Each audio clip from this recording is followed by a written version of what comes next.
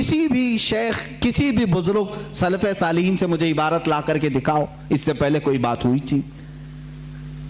پھر ایک کتاب میں عقیدہ توحید کو بیان کرتے ہوئے مولوی اسماعیل دہلوی صاحب نے یہ تک لکھ دیا، حضور صلی اللہ تعالیٰ علیہ وسلم کا خیال نماز میں آنا گدھے اور بیل کے خیال سے بدتر ہے۔ یہ نئی بات تھی کہ نہیں تھی؟ اور جا کر کے کراس ویریفیکیشن کر لینا، اگر میں جھوٹ بولوں تو میرا جبہ پکڑ لینا اور جو سزا دے سکتے ہو دو۔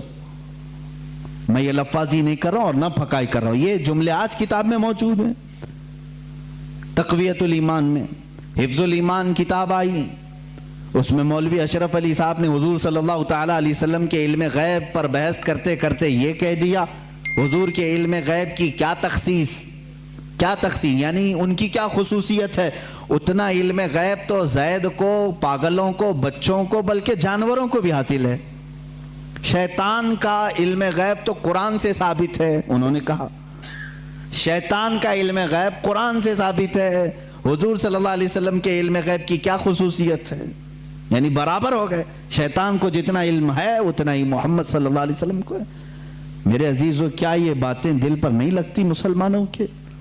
یہ عبارتیں آئی، کتابوں میں لکھی گئی، اور بڑا فتنہ یہاں سے بھی ہوا مولوی قاسم نانوتوی صاحب کی کتاب سے، کہ انہوں نے یہ بھی لکھا کہ بالفرض بعد زمانے نبی کے اگر کوئی دوسرا نبی پیدا ہو گیا تو حضور کے خاتم النبیین ہونے میں کوئی فرق نہیں آئے گا۔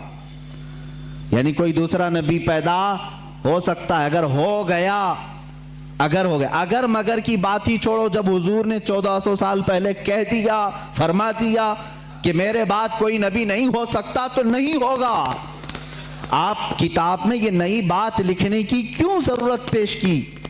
آپ کو کیوں ضرورت پیش آئی کہ اگر اب کے زمانے میں بھی کوئی نبی آئے گا تو حضور کے خاتم النبیین ہونے میں کوئی فرق نہیں آئے گا؟ تو آپ کی اس بات سے پتہ نہیں کتنے محلوں میں کہاں کوئی نبی ہونے کا اعلان کر دے گا۔ عزیزان اکرام وقار، یہ کتابیں پورا کا پورا ہندوستان ایک کھلبلی مچا چکی تھی، کوہرام بپا تھا، تنازعات میں گھر گئے۔